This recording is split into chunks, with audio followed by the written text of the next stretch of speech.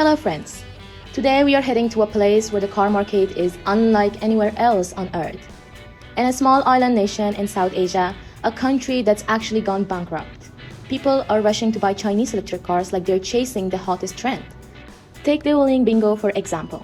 In China, it sells for just over 50,000 yuan, but after crossing the ocean to Sri Lanka, its price shoots up 4 times higher and still it's sold out everywhere. This is what's happening right now in the tier of the Indian Ocean, Sri Lanka.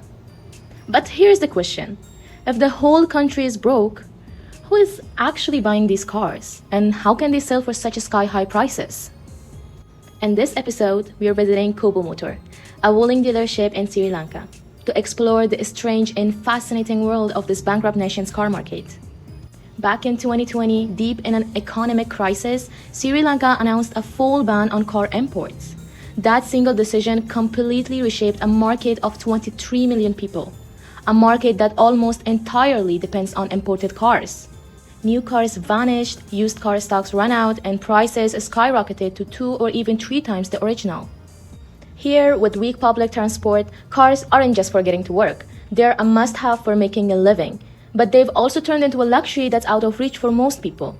Then, in February this year, after nearly 5 years, Sri Lanka finally lifted its car import ban.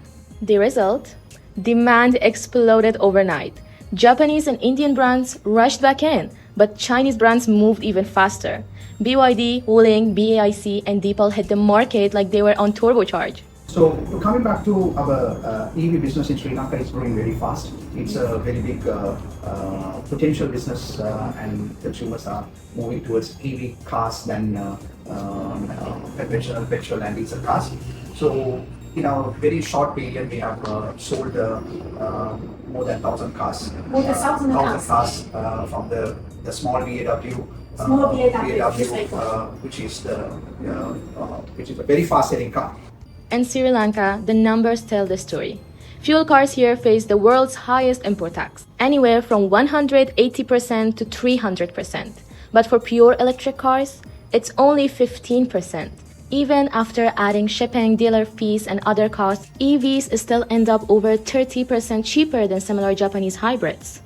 And after living through fuel shortages, endless lines at gas stations, and petrol prices shooting through the roof, buyers have become a lot more practical. They're ditching fuel cars and switching to electric. EV is going to catch the market in a very high way because the affordability, because less maintenance, and also less cost of the fuel. Now you know the fuel price is going up and down. You know we can't keep constantly when there is a problem in the Middle East, the price goes up. So this consistent issue of the petrol and the diesel, people are now afraid to use the traditional conventional cars because it will go up, down, so they are very confusing. So EV, and also Sri Lanka, fortunately people use solar systems in their house. So they are so happy to use, and Shashika will explain you, we also introduce solar system with our car. Here is the thing. Even though the country is bankrupt, the rich are still here. In fact, around 30% of Sri Lanka's population is considered wealthy. In these extreme economic times, electric cars, durable, rare, and cheap to run, have become the upper middle class's way to fight inflation, protect their wealth, and still show their social status. As Fraz Haq, the marketing director at Wuling Sri Lanka dealership, told us, whether it's doctors, engineers, or everyday buyers, they all care about the same 3 things: maintenance costs, driving range, and price. So if you look at the basic market segment and the market demands, people are moving towards few items, like they are thinking about maintenance, they are also thinking about the per kilometer cost. So if you look at all those aspects, and the third one is the price. So if you go with the Japanese cars and the Chinese EV cars, the capital cost, the EV cars are more affordable for a consumer to buy, with the running cost less and maintenance cost less. So these 3 factors, the market is now moving towards, the demand is going very high for the EV cars. Sure, EVs can be pricey at first, but in the long run, the savings really add up. Still, just having a cost advantage isn't enough to win big. The real key is building strong local partnerships. That's exactly why Wuling has become one of the hottest EV brands in Sri Lanka, second only to BYD. So we decided we want to be with Wuling, and we started working with our partners Browns EV, and Wuling is now moving forward as one of the second largest brand. Apart from that, there is other companies also doing EV cars like Beijing, Auto, and few other parties also doing. But I would say after BYD, Browns EV with Turbo EV is doing very well in the business. Wuling's quick success in Sri Lanka isn't just luck. Behind it are two powerful local business giants.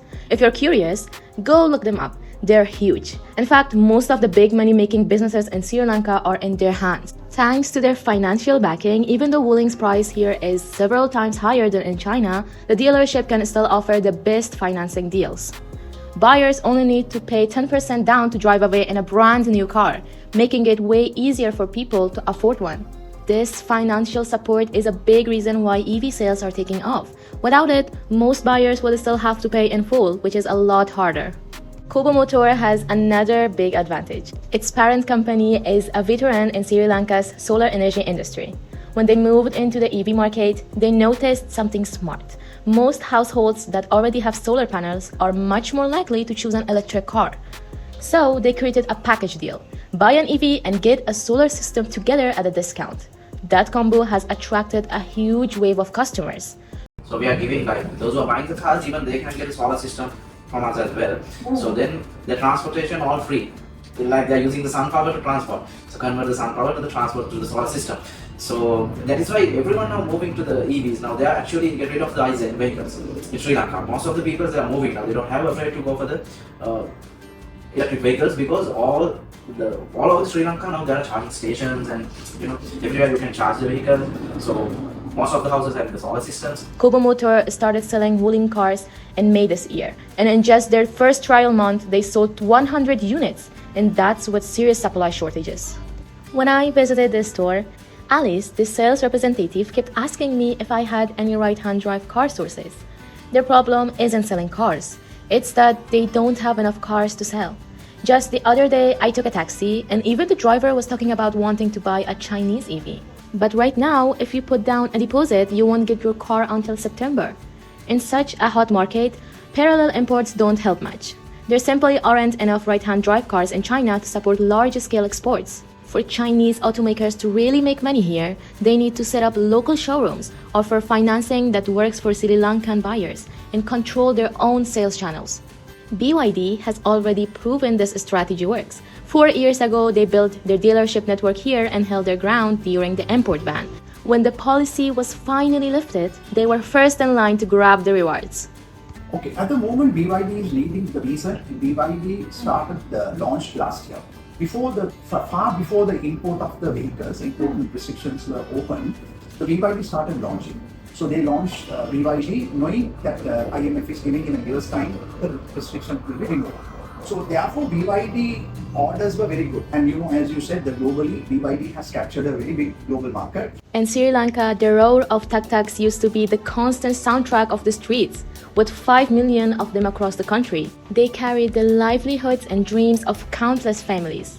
But today, the EV boom has arrived. It's not just about government policy. The charging network is expanding fast. That's thanks to the local operators working hard, along with support from international partners, creating the perfect entry point for electric cars. This wave of electrification, driven by the market and led by Chinese brands, is bringing a ray of hope to debt-ridden Sri Lanka. Right now, this country, trapped in a foreign currency crisis, spends more than $4.5 billion every year importing fossil fuels.